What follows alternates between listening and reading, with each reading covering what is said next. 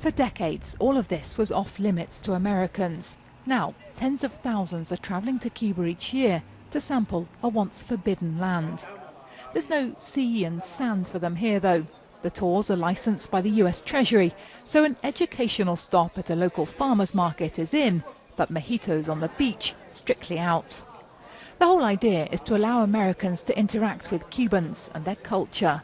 As unofficial ambassadors, the logic goes, they'll spread notions of democracy and the free market. But it seems it's the Americans who've been learning most lessons here.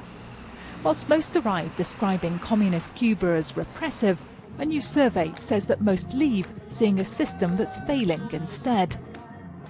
And 88% leave here less likely to support US sanctions against Cuba, an economic embargo that's been the cornerstone of their government's policy for 5 decades. I think the U.S.-Cuban relations should be open. People should be talking to each other. People should be sharing.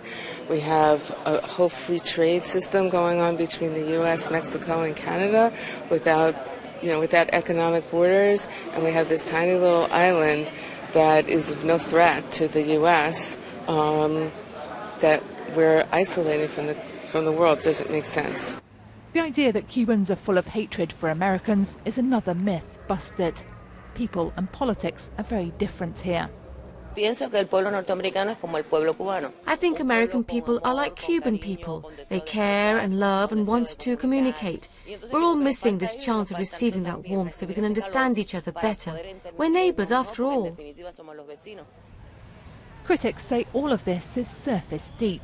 Cuba showing its best face to the US visitors and controlling their agenda. The difficulties of daily life, though, are impossible to obscure here. And yet, whatever they pass on to the Cubans, it seems that most Americans leave Cuba with their own eyes opened too, and believing that isolating their neighbour is no longer the answer. Sarah Rainsford, BBC News, Havana.